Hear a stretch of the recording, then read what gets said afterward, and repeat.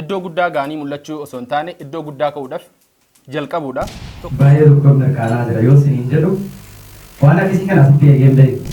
Namoonni baay'een immoo dandeettii isaaniitiin yoo eegalan duuba oodiyensi dhabuudhaan nama isaan sappoorti godhamuudhaan duubatti akka hin deebine isheen akka duubatti hin deebine garuu isinumatu gumaacha numatu bakka guddaa gaadheen abdaddaa akka salphatti ilaalamu waa'ee hiriyaa aansanii fi amma lafa jirtu garuu gaafa bartu achi booddee maal akka hojjettu sirraa eegamu. Carraa kana nu kenneera hundi keenya dhufnee bakka kanatti hirmaachuu hin dandeenya. Maaliif nama miidiyaa irratti hojjetu tokko qofa osoo hin ta'in impaaktii guddaa dhiibbaa guddaa dargaggeessa Oromoo irratti. Anis immoo sababa ta'uun qabaadha. Miidiyaa kanas dhaabuun qabaadha jalqabuun qabaadha jechuudhaan.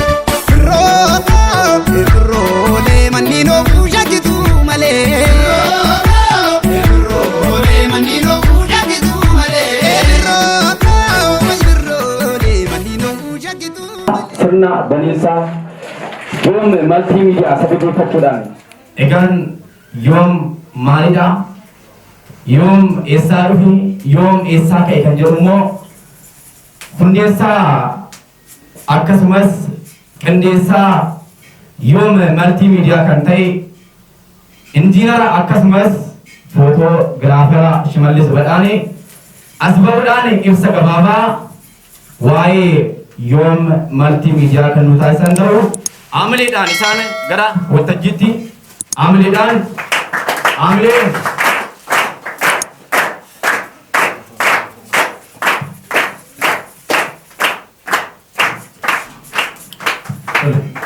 galatoomaa baay'ee bareedaa jechuun silaalanii Hunduma duraa uumaa waamaraa Waaqayyo ulfaatu guyyaa kana yaada koo akka itti milkeessuuf yookiin immoo akka jalqabuuf kan na taasise yaa Rabbi waan ta'eef Waaqayyoof ulfinni haa ta'u. Taansuudhaan isin hiriyoonni kan koo maatiiwwan kan koo akkasumas immoo ijoollee barattoota yuunivarsiitii Haramaa baay'een jaaladhu. Waamicha koo kabajanii akkasumas immoo waamicha hiriyoota keessanii kabajanii guyyaa kana asitti argamuu keessaniif maqaa koof akkasumas immoo maqaa Yoom Multimediaatiin dhaabbata yookiin miidiyaa guddaa har'a xiqqaa ta'ee eegaluun isin galateeffachuun barbaada. Ulfaadhaa Waaqayyo isin kabajuu isin jechuu barbaada.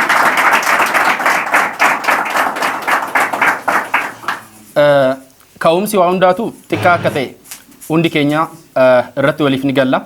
Tarkaaffiiwwan dhibbi yookiin tarkaaffiiwwan kumni yookiin isaa ol tarkaaffii tokko jedhaniiti kan eegalanii. Wanti guddaan iddoo guddaa gaanii mul'achuu osoo hin taane iddoo guddaa ka'uudhaaf jalqabuudha. Tokko jedhanii ka'uudha. Kanaafuu anis kanuma sababeeffachuudhaan Yoom Multimediaan miidiyaa guddaa ta'uu ni danda'a. Keessattuu miidiyaa barattoonni yuunivarsiitii Haramayaa yeroo dhufan gara yuunivarsiitii Haramayaa kanatti barumsa isaanii cinaatti dandeettii adda addaa kan qaban jiru. Dandeettii ogummaa adda addaa kan miidiyaadhaan wal qabatan aartii afaan Oromoo guddisuudhaaf tattaaffii guddaa kan taasisan baay'eetu jiru. Kanaafuu anis immoo sababa ta'uun qabaadha. Miidiyaa kanas dhaabuun qabaadha jalqabuun qabaadha jechuudhaan haala xiqqaadhaan haala baay'ee exaggerate hin taaneen eegaleetan jira jechaadha.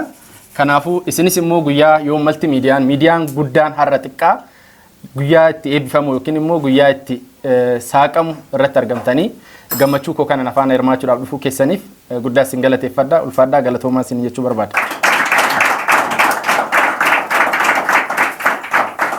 Akkuma beekamu barattoonni barnoota isaanii cinaatti dandeettii uumamaa adda addaa kan qabanidha.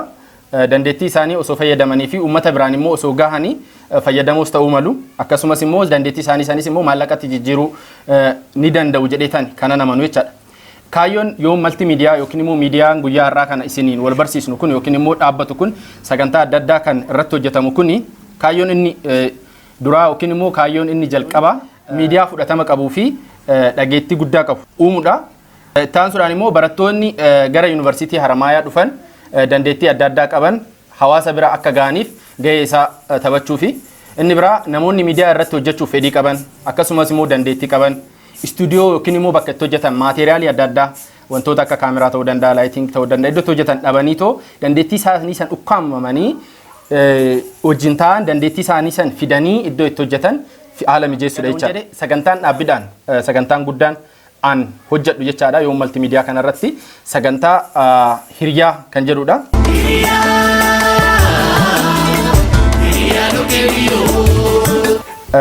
Hiriyaa jechuun hundi keessaniyyuu ni beektu baay'een keessanis as keessa kan jirtanis hiriyaadha hiriyoota ni qabdu kan manaa qabdanis kan asii qabdanis ni jirtu. Hiriyaa jechuun yoo balleessitu kan si gorsu yoo rakkattu kan si gargaaru yeroo yaaddoftu kan si bohaarsu karoora kee kan deeggaru kan si faana oolu kan si wajjin oolu kan oolmaa siif oolu hiriyaa waan baay'ee jechuu dandeenya. Kanaafuu Yoom Multimedia irratti sagantaa hiriyaa hiriyoota baay'ee cimoo ta'anii kan sirriitti waa'ee walii beekan kan walii hedduu oolmaa walirraa qaban yookiin immoo bu'aa bahii hedduu waliin caan kan irratti hirmaatanidha jechuudha. Egaa ka sagantaan kun maalidhaa irratti hirmaatanii sagantaa hiriyoonni baay'ee ol beekan yookiin cimoo ta'an marsaadhaan kan badhaafamaa deemanis jechaadha. Badhaasni isaas amma xiqqaarraa kan ka'u fuulduratti garuu baay'ee badhaasa guddaa ta'uu danda'a jechuudha. Akka biyyaatti illee sagantaa baay'ee fudhatama qabaachuu danda'u jenneeti kan amannu. Walumaa galatti sagantaan hiriyaatiin qophiin ni eegala jechuudha. Yeroo gabaabaa keessatti miidiyaa yookiin immoo yuutuubii Yoom Multimedia jedhu kanarratti. Kanaafuu guyyaa irraa kana isin carraa kana naaf kennitanii asitti dhuftanii waamicha koos kabajanii xiqqaa kana akka guddaa ta'uuf akka isinitti himuuf yookiin immoo miidiyaa kana akka waliin eebbisnuuf asitti argamuu keessaniif ulfaadhaa'ii turtii gaarii akka waliin qabaannu abdiin qaba. Galatooma. Yoom Multimedia hundeessaa Yoom Multimedia kan ta'an injiinaraa fi akkasumas footogiraafara Shimallis Badhaaniin waa'ee Yoom Multimedia akkasumas waa'ee dandeettii ilmi namaa qabu xiqqaa irraa gara guddaatti guddachuu akka danda'u bal'inaan nu kaasaniiru akka amaneen isaaniif hin xiqqaata. Amaneen hin xiqqaata. Egaan ilmi namaa tarkaanfii tokko irraa gahuudhaan tarkaanfii kufaarra deemee biyyeewwan garaa garaa ni deema keessattuu bara amma jiru keessatti bara sooshaal miidiyaa yookiin globalization kana keessatti ilmi namaa bakka tokko taa'ee addunyaa hunda wal gahuu ni danda'a. Garuu tattaaffiin ilmi namaa addunyaa sanarra wal gahuu danda'u karaa garaa gannii ta'a jechaadha. Sana deemuudhaaf immoo tattaaffii addunyaa kun deemtee deemuuf immoo tokko jennee eegalleerra. Yoom Multimedia yuutuubii keenya sabiskiraayib sheer akkasumas laayik nu godhan dhaamsa injiinaraa fi footogiraafara Shimallis Badhaanii fi Amilee ammas ta'aniif. Ameerikanii ni araaramu jaarsa kadhaayyuu naqanii. Waliin oolu, wal beeku, wal gorsu, wal akeeku. Kan isa tokkotu beeka, tokko lafu, tokko deega. Dhaba tokko deega, dhabni tokko miidha. Isaan hiriyaadha. Galatoomaa.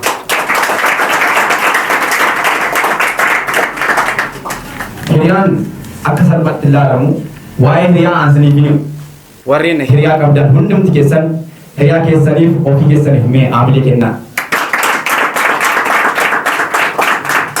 Egaan sagantaa keenya hiriyaa jedhu karaa Yoom Multimediaatiin qabannee isiniif dhufna jedhaniiru. Hundeessaa akkasumas qindeessaa Yoom Multimedia Shimallis Badhaanii isin immoo gaheen keessan irratti argamuudhaan hiriyaa keessan qabattanii waliin dorgomuu. Hiriyaan biraa hiriyaa tokko faana waliin kan dorgoman ni ta'a. Hiriyaan garee tokko waa'ee hiriyaa tokko hammam beeka kan jedhu hiriyaa garee biraa badhaasanii kennisiisaa jechaadha. Tapha kanarratti hiriyoonni dhuftanii argamuudhaan tapha kanarratti hiriyoonni hiriyoota biraa affeeruudhaan akka argamtaniin dhaamsa keenyadha. Keessattuu barattoonni mooraatti argaman dandeettii isaanii karaa ittiin ibsatan akka ta'u Yoom Multimedia nu ibsaniiru dandeettii keessan koottaa itti ibsadhaan amma dhaamsa keenyadha kanatti aansuudhaan hundeessaa fi qindeessaa Yoom Multimedia kan ta'an irra deebi'ee Shimallis Badhaanee akkasumas kaadhimamaa gaazexeessaa Gosaa Kabbada akkasumas abbaa milkii istuudiyoo kan ta'e Abdii Kamaal gidduu keenya ni jiru isaanii sadan as bahuudhaan sirna daabboo nu taasisu.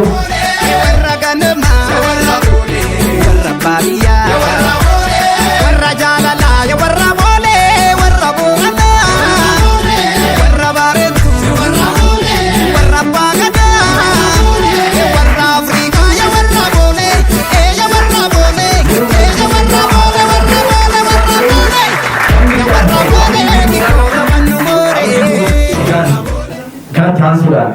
kanatti aansuudhaan gaazexeessaa kaadhimamaa gaazexeessaa kan ta'an gaazexeessaa Gosaa Kabbada as bahuudhaan yaada gabaabaa yookiinis ibsa gabaabaa nuuf kan laatamu ta'uu amaleedhaan isaan gara waltajjiitti amaleedhaan.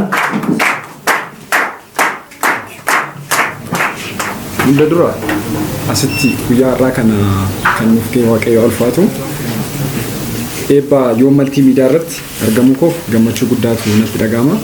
Sababiin isaa yoom eessaa ka'ee eessa akka gahee nan beeka. Har'a waan kana akkasitti jalqabuun isaa ka'umsa garuu anaaf akka gahumsa guddaattan ilaala. Kanaaf asitti argamuu kootti sagantaa obboleessa kiyyaa kanarratti obboleessa kiyyaa isa bira darbee sagantaan kun akka kiyyaatti kan ilaalu baay'een gammada jechuudha. So waan lamarratti yaada kan kennuu barbaadu tokkoffaa waa'ee miidiyaa irratti gaazexeessaan hojii miidiyaatti kan hojjetu waan ta'eef yoomis hojii miidiyaa hojjechuuf kan deemu waan ta'eef miidiyaan maalidha waan jedhu irratti fi gahee miidiyaan hawaasa tokko dammaqsuu irratti hawaasa tokko gahoomsuu irratti taphatu irratti waan xiqqoo isiniin jechuun barbaada. Miidiyaan humna guddaadha. Akkuma beekamu fourth state jedhamee beekama yookiin mootummaa arfaffaa jedhamee beekama. Addunyaa kanarratti taateewwan ta'an hundaafuu ka'umsi baay'een isaanii miidiyaadha. Ammeenyummaadhaanis gaarummaadhaanis jechuudha. Namoota gara gaarummaattis kan dadammaqsu miidiyaadha. Gara ammeenyummaattis kan dadammaqsu miidiyaadha. Fakkeenyaaf Ruwaandaatti jinoosaayidii ta'eef miidiyaadha sababni.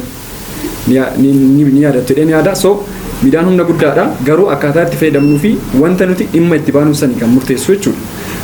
Shimallis immoo dargaggeessa cimaa obboleessa koo duraanumarraa ka'eedha. Oromiyaadhummarraa waliin guddanne obboleewwan actually waan baay'ee waliin dabarsinee gahumsa koo har'aaf inni gahee guddaa nama taphateedha. So har'a miidiyaa irratti hojjechuuf dhufuun isaa kuni ani akka noormaalii nama miidiyaa irratti hojjetu tokko qofa osoo hin ta'in impaaktii guddaa dhiibbaa guddaa dargaggeessa Oromoo irratti nama afaan Oromoo taargeet odiinsiin isaa afaan Oromoo fi afaan birootiinis yoo hojjetame garuu nama isa dhaggeeffatu irratti sagantaa inni hojjetu nama hordofu irratti dhiibbaa guddaa wanta galtee ta'ee jireenya isaanii keessatti fayyadaman uumuu akkaataa danda'u ni hojjeta. Amantaa jedhuun qaba.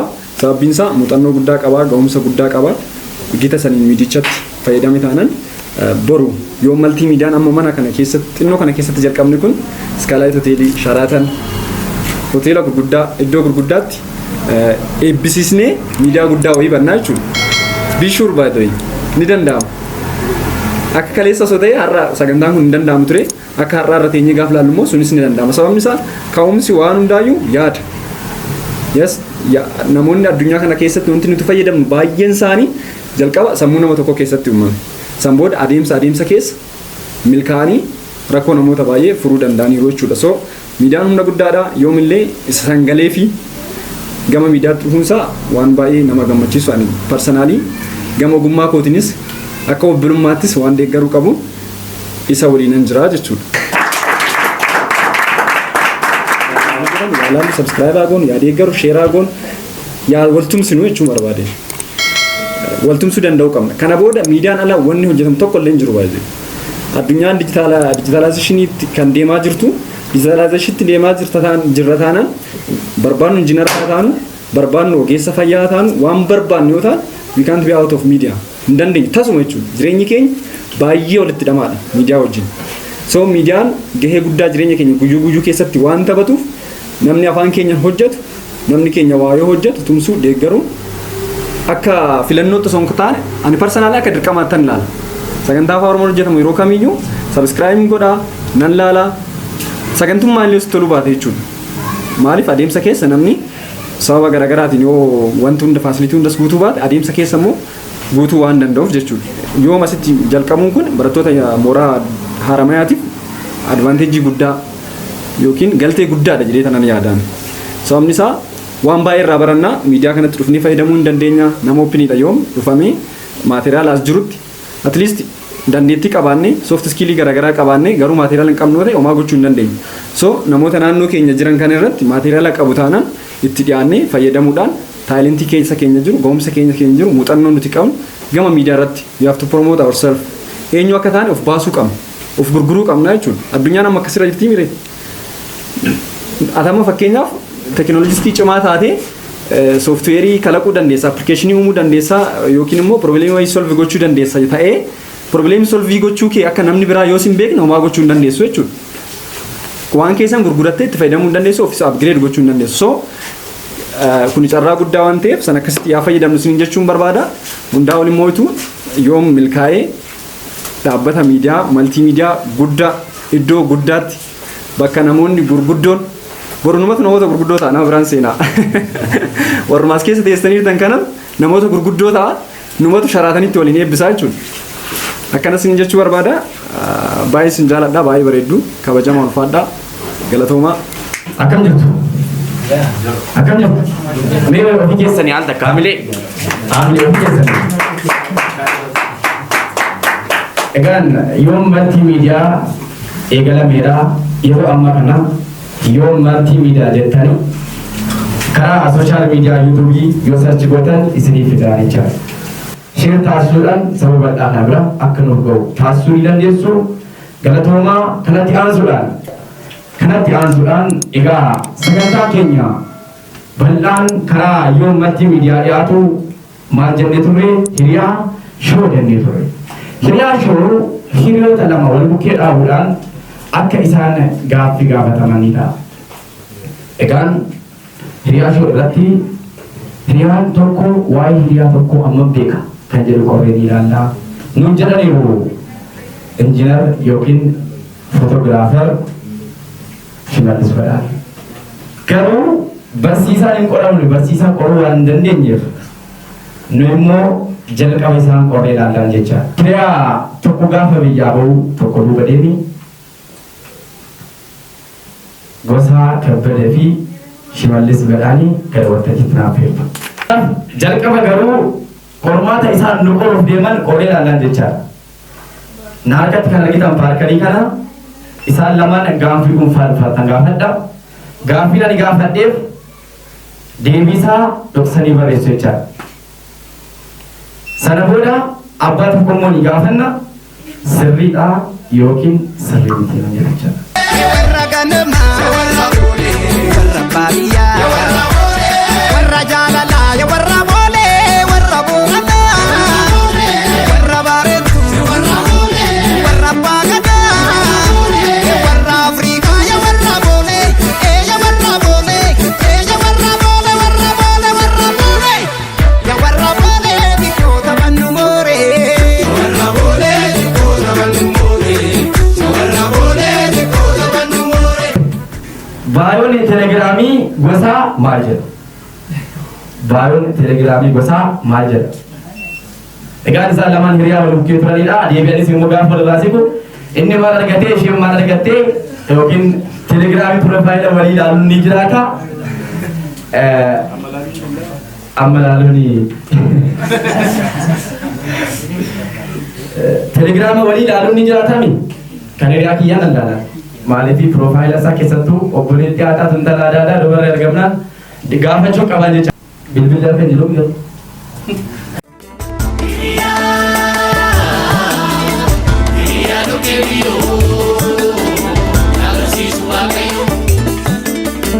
Kan darbe garis bada yaadadhe yaadeen gadda arreen fedhe eessayii fida. kan darbe gaaris badaa yaadadhu. Telegram nama la permin bos. Actually, yes, I or dreamer is a winner. Dreamer is a winner. And you more than any Bayani Shime, my motive is my dream that I wish to achieve. Sri Ramo, Sri. Sri awal jejatan. Warine. Bila Shime kapten galati cewek nubela. Bila Shime, namni kapten kala cewek nutasa. My motive is my dream that I wish to achieve. Sri da. Family, wasara, family. Sorry, bila gosa namni kap jelas kisah. Bila gosa namni kap.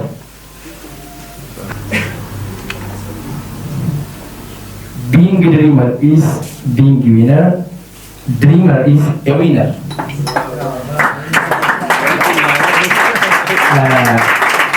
Persentis sadeta macam apa cara?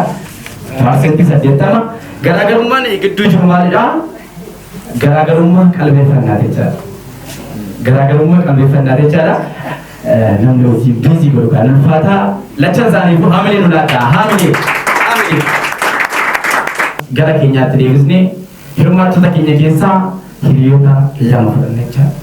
Hiriyoonni lamaan hirmaattota keessaa dhufanii amma wal beekulaa gaaffii salphaa ta'e gaaffii oolmaa keessatti isaan mudachuu danda'u ni gaafannaa eeyyamaan hiriyootaas nu ba'uu danda'an. Eeyyama keessanii hayyee galatooma. Maqaa keessan mee Hasaninya akkana siqu. Tole Hasan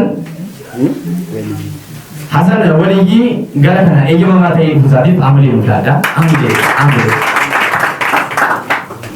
Tole maqaa kee Kamal eenyu? Kamal Kadir amalee mulaadha. Mee Hasan waa'ee kee ibsa gabaabaa ta'e akka barattu ta'uu danda'a. Dipaartimentii ta'uu danda'a yookiin bakka irraa dhufte ibsa gabaabaa ta'uu. Carraa kana argachuu kootitti baay'een gammada. Isinis carraa kana naaf laachuu keessaniif guddaa galatoomaa isin jedha. Barataa waggaa jalqabaa fireeshiidhaan gibbii Hiriyaa kan naqateedhaani sagantaa mootiveetii nama godhu kana irratti naaf fe'e guddaa galatoomaa isin jedha. Duraan dursee carraa gaarii carraa bareedaa opportunity kana argadhee as dhufee akka godhu na taasisaniif waa'ee Hordofaa Yoom Multimedia kana irratti kan isin jechuu barbaada. Kamal gaafa rifatu maal jedha? Gaafa rifatu maal jedha? Daawwitu dubarratti. Kamal gaafa rifatu yookiin yeroo namu maal jedha?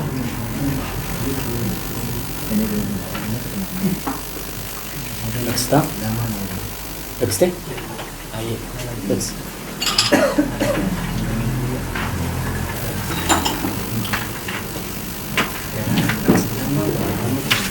Adesso akkasuma nu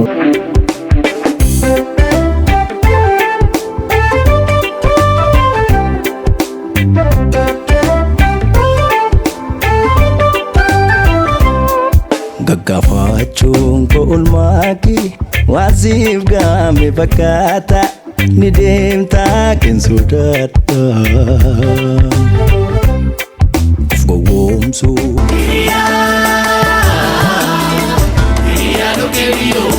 Hiriyaa lubbuu iftuu dukkana ni ajabuu nan godinana. Gadidu ama me jalala kamdu chala dagata murra jagamu waya isa jalala shagamu waya. hirmaattota keessaa yaadolee tokko fedha keessaniin eeyyamaan namni dhufee yaada kennuu danda'u hayyee obboleessa keenya gammeessaa gara kanatti amaleedhaan waan jechuu barbaadu afaan oromoodhaan multiimiidiyaan akkasii hedduminaan biyya keenya keessatti argamu Kanaafuu multimedia kana cinaa dhaabannee akka sadii deeggaru hunda keenyaaf hunda keessaniif dhaamsa kennuun barbaada. Egaa yoom haala istuudiyoo xiqqoo kana keessatti qophii kana fakkaatuun hundeeffama isaa eegaleera. Ahmed gara fuulduraatti miidiyaan kun guddatee bakka guddaa ga'ee akka guyyaa kan akka yaadan abdii guddaa qaba. Abdiin guddaas irraa qaba. Yoo inni beekaa nama viizinii guddaa qabudha. Nama bakka guddaa qabudha. Kanaafuu kun jalqabadha. Bu'uuradha. Fuulduratti nama bakka guddaa akka godhu abdii guddaa qaba. Kanaafuu hundi keenya isa cinaa dhaabbannu jechuun barbaada. Dabalataan immoo keessattuu barattoonni yuunivarsiitii Haramaa taatan gara multimedia kanatti dhuftanii akka dandeettii keessanii fi iskilii keessan agarsiistu akka agarsiistan isinaaf yeroo barbaada. sababni isaas Dandeettii baay'ee qabdu, iskilii baay'ee qabdu, taalentii baay'ee qabdu, potenshaala baay'ee qabdu. Garuu bakka itti potenshaala keessanii fi iskilii keessanitti agarsiistan yeroo baay'ee argachaa jiru. argachaas hin jirtan.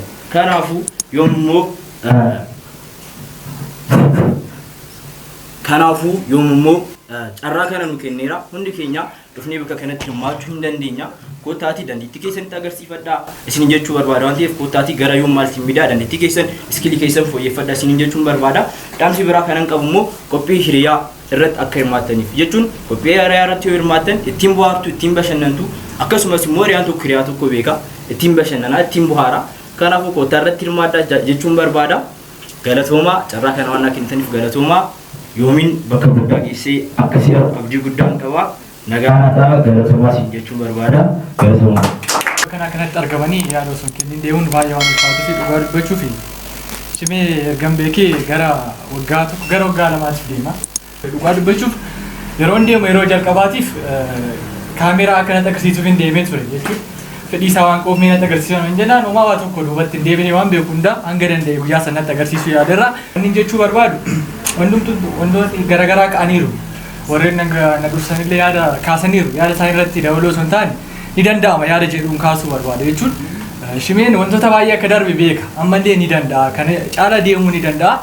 Shimee dhafumaa jechuun barbaadu. Maaliif jecha namaatirra maal akka kaaroortee maal akka galmaan ga'u waan beekuuf irra caala garuu barattoota fi isinii fi isin immoo barattootaaf dhaamsanii akka daa'ummaa kootti dhaamsuu barbaadan illee maanni sooshaal miidiyaan yeroo baay'ee wanti barbaada jechuun odiyeensii barbaada sappoortii wanta nama godhu duubaa barbaada dandeettiin akkuma jiru ta'ee garuu namoonni baay'een immoo dandeettii isaaniitiin yoo eegalan duubaa odiyeensii dhabuudhaan nama isaan sappoortii godhu dhabuudhaan duubatti akka hin deebine shimeen akka duubatti hin deebine garuu wanti inni galmaan ga'uu barbaadu yeroo dhiyootti akka galmaan ga'uuf nuti duuba taanee bilbila keenyaan illee akkasuma bilbiloota hiriyoota keenya irraa fuudhuudhaan akka salphaatti fakkeenyaaf hiriyaa kootirraa bilbila isaa fuudhee yoom jedhee sarchi nan godhaa yuutuubii isaa sabskiraayib nan godhaa sheer nan godhaa maaliif algooriizimiin yuutuubii ni beektu hundi keessanuu nama tokko fakkeenyaaf namni tokko sabskiraayib godhe nama lamaaf maal godhaa riikamandi godhaa jechuudha. Kanaafuu shimee duuba yaa dhaabannu isiniin jechuu fi osoo kana akka hin jenne waan deeme xiqqoo anaafillee kanaafuu gaarii miti waan ta'eef galatoomaa dhiifama. Dhugaa baay'ee dhukkubna qaanaa jira yoo isiniin jedhu waan akkasii kana asitti eegeen beeku. Dursa garuu naani boonsaa horsanaan jedhu kanan dhufes kunna shawaafaa magaalaa Fuulduraati jechuudha. Waan kana kanan dhagee yoo baay'ate sa'aatii lamaan dura garuu immoo irratti argame gaafa irratti argamu garuu aganee geewwanitti dhugumatti jaala keenya jabaa hundeessaa miidiyaa yoo shimalis dhugaa baay'ee tokko galatoomsiin jechuun barbaada. Miidiyaa jechuun laati kan sabaati. Miidiyaan gahee miidiyaan qabu asii waan baay'ee nu baasanii waan sitti nu qabu jechuudha.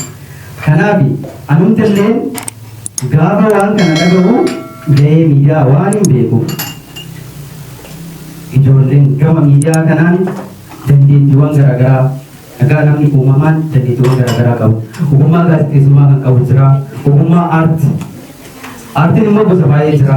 Tiyaatir, diraamik baay'ee jira jechuudha. Ogummaawwan sun gama miidiyaa kanaatiin piroomojiiniin gaafa hojjetamu miidiyaan kun jalqabatti hin guddatamu. Taalentiin yookaan immoo ogummaan nama dhuunfaa sana keessatti maal ta'a? Bidiroo bitaa deemaa jechuudha. Sanaaf dhugumatti warri carraa kana arganne nuti baay'ee gammadoodha. Kanaaf bakka gammadoo nutti keessanuu. Dhugaa ani baay'ee gammadee kanaaf hundeessaa Yoomii Multiimiidiyaatiin baay'ee galatoom jechuun barbaada. Kanatti aansuudhaan ani Yoomii Multiimiidiyaa wajjin gara fuulduraan isinii jedheera isin tokko akka gazeexaan abdiin qaba. Galatoomaa irraa deemanaa jajjabaadhaa waliin jiraatu jechuun barbaada. Natti toleera dhugaa dubbachuudhaaf waan tokko jechuun barbaada. Namni yookiin fakkeenyaaf gibbii kana keessa gaafa jiraannu barataa yuunivarsiitiiti. Barataa yuunivarsiitii taanee iddootti namoonni baay'ee kufan nan argeetu hin ta'in akka yaaddu yoon isinitti haasa'ee lafa jiran isa dhugaa isaa ofitti himan. Really where you are. Just no matter. Jechuun gadi bu'uu dandeessaa. Yeroo isin jedhu birii dhabuu dandeessaa, nama dhabuu dandeessaa, fira dhabuu dandeessaa. Rakkoo hin qabu. Garuu akka achi jirtu ofitti. Sigaan akka birrii hin qabne ofitti. Nama akka hin qabne ofitti. Faallaa hamilee yookiin mooraalii isa jennu sana jechaa hin jiru. Jechuun hin danda'u akkasidha. Gadadoo ofitti muutuu hin ta'in jalqaba lafa dhugaa lafa jirtu gaafa ofitti hin ta'e achii booddee maal akka ta'u qabutu si gala.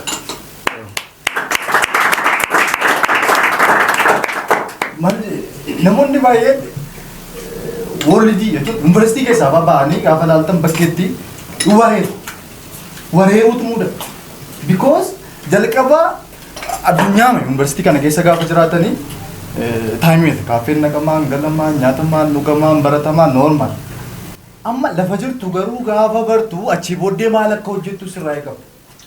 Lafa abbaan kee jiru gaafa bartu haati kee eessa jiru, abbaan kee eessa jiru, firoonni kee, namoonni kee eessa jira gaafa jettu bakka achii booddee what I have to do. Maal gochuun qaba isa kanaa seeruu. Ani shimee akkasittiin arge. Yuunivarsiitii Hiriyaa dhuftee maaltu jira Hiriyaa yuunivarsiitii keessa maaltu jira? Okay, Hiriyaa yuunivarsiitii keessa wantoota jiran gandajee kaampaasii naannoo sana wantoota jiran analyze erga gootee booddee eshi maal gochuun danda'a? Sigalee maal hojjechuun danda'a? Maaltu hojjetamu sitti? You have to monetize your skill. Skillii kee dandeettii kee monetize gochuu qabda. Birriitti jijjiiruu qabda. Fakkeenyaaf famasii ta'uun nama beekamaa ta'uun baay'ee birrii dhabeetu. Maaliif famas ta'uun beekamuun birrii ta'a. Dhugaasti waa yaada qabaattee beekumsa qabaattee maal qabaattee garuu beekamtiin qabdu yoo ta'e wantoota hojjechuudhaaf baay'ee rakkatta. Iddootti rakkattu baay'ee qabdu. Maali nama baay'eetii gadi taaneeti jechuun namoonni baay'een nama baay'ee gadi miti. Har'a kan ikkoo bakka suuraa wajjin ka'uuf maaliif kan deemamu dandeettii sanaa ol namoonni qaban jiraachuu danda'u garuu hin beekamne. Beekamtiin qaban. Beekamtii fiduu kan danda'u immoo jaarraa kanaa miidiyaadha. Thank you dhugaa jechuun nutti agarsiisteetta. Expectationii namoota baay'ee miti. Iddoo kana achiivii gochuun kee wantoota kana yaaduun kee tarii wanta xiqqaa fakkaachuu danda'a wanta hin danda'amne ta'uu danda'a. Garuu hin danda'amne kaleessaa mo'attee har'a wantoota danda'aman nutti agarsiiftee boris immoo wanta kanarra caaluun hojjettadhe nan abdadhaa. Har'a nuyi namoota muraasa ta'uu mala nama 20 nama 30 ta'uu mala. Kaameeraan garuu 4 5 6 7 as keessa jira. Kaan waraabaa jira, kaan taa'ee jira, moobaayilii illee babbareedaa jira. Wanni isinii dhaamuu barbaadu shimee nuuf fakkeenya gahaa nama sammuu yaaduu danda'u yoo jiraate isiniifis nuufis warra sagantaa kana hordofuufis fakkeenya guddaa nama ta'uu danda'u haamilee naa kennaafi. Maaliif waan xiqqoo qabnu sana yoo walitti hin qusanne yoo waliif dabarsinee laanna ta'e bakka guddaa akka geenyu abdadhaa. Amma namoonni baay'een wantoota wal fakkaatu kaasaniiru. Moobaayilli nu harka keenya jira. Kabiraatu hin tuqna, kabiraatu ni ilaalla. Waliifis dhaamsa akkanaa kana dhaamna yoo ta'e yoo maltiimiidiyaan boruuf iftaan kanarra kuteetu bakka guddaa hin gaadhee yaadu. Yoo mittiin asin sin deebisa yoo amata 3 amata 4 amata 5 dura Moobaayilaan eegale. Akkasumatti fakkaata. Shime akkasumii moobaayilaan eegale. Waan qabnuun waan nu harka jiruun sappoortii wal godhuu ni dandeenya. Hojii keenyas ittiin hojjechuu ni dandeenya waan ta'eef mee wal ijaarreetu waliif subscribe gochuu, like walii gochuu, wal hordofuu. Shimeen har'a maal gadhiise? Yoom Multimedia maal gadhiise? Jennee yoo wal ilaallate isinumatu gumaacha, numatu gumaacha, numatu bakka guddaa gaadheen abdadha. Galatooma. Yoom kana yookiin immoo shimee isa jennee amma sagantaa bareedaa kana qopheessitoo isaa jabaa jiru kana ana fireeshii gaafa na dhufu simata muraa kanatti barataa ta'e jechuudha. Innaa baay'ee dasna jedhu baay'ee gammade keessa godha. Maalitti namni baratee hojii dhabee naannoo keessa akka tuuraa jiru nama tokko lamaan ni beektan. Inni immoo iyyuu baratee to'asii osuma baratu illee baay'ee nama taasisu turedha.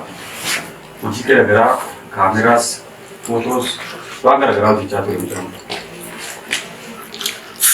Amma immoo iyyuu akka nama ijaaraa tokkotti injiinariin jechuun baay'ee namas keessa jiraatan injiinara namoonni taatan yookiin immoo barumsa ijaaraa namoonni barachaa jirtan hiikkaan jecha injiinariin jedhu problem solving jechuudha. Rakkoo furuu jechuudha. Gara hojii barbaadu biraatti hin deemne jalqabuma hojii qaba waan ta'eef baratee elektirikaadhaan hojii biraatti argamu bobba'an jenne ogummaa qabuun hojii mataa isaa uummatee sadarkaa hanga kana ga'utti har'asti waametoo nu affeeruun isaa baay'ee keessa koo baay'ee gammachiiseera. Injiinariin keessattuu sana iddoo garaagaraatti maaltu jira? Rakkoo garaagaraatu jira. Rakkoo uumamu kana keessaa rakkoo kamtu anaa wal fakkaatu fikirii baratu kana. Rakkoo kamtu anaa wal fakkaatu ta'eeti rileet godhu dipaatimtii barata wajjin. Rakkoo kana yoo fuute hojii argattee jechuudha karaa garaati. Waa meeqa hojjitee jechuudha. Ofiisillee of hojjitee jirta. Biyyaasillee rakkoo fuutee jirta jechuudha. Kanaafuu just sammuu keessan keessatti amma kan yoo kana hin faarsinaa fi jajjabeessinaa cinaa dhaabannaa rabbi isaa haa guddisu ofii keessanii illee immoo hundi keenya iyyuu maal gochuu qabna gilaasii yookiin gilaasii inni ittiin ilaalu kana fayyadamnee environmentii keenya ilaaluu qabna. There are so many problems around us. So problem kana fuudhaaf we should have to wear the eyeglass of the engineer. Eyeglass engineer kana gaafa kaawwattani kana jechuun waan baratasan hojiitti gaafa hiiktan jechuudha. More of just wanti dibbiin akka baratu theory. Mamma boleessa keenya duratti jedhe theory dha wanti dibbiin akka baratanii baasu. Theory sun immoo iyyuu knowledge. Knowledgein gara skillitti jijjiiramu taanaan nati mana masaarraa hojiin hin jiru. Knowledge san immoo iyyuu dibbiin akkasatti barsiisaa. Practically hin jiru theory qofa oflee baanaa asii gaafa gabbaan hojiin hin jiru. Yettanii akkasitti expecting godhina. Just university jechuun yoo ta'e gaa'ilaa isinii kenna barsiisan. Isa fayyadamtaniitu isin immoo iyyuu miidiyaan tolee jira yeroo irraa. YouTube irraa waan hedduu agartuu. Practically yoo barbaadan waan tolee ma bartanii baatan YouTube irra galtanii isa galtanii iddoo baay'eedhaan waan hedduu laatu. Fuuldura keessatti fa'aa fuulduratti nama guddaa taatu dhaabbata guddaa ta'a jedhanii yaada iddoo guddaatti boru akkasumas yookiin qabaa kan ta'u.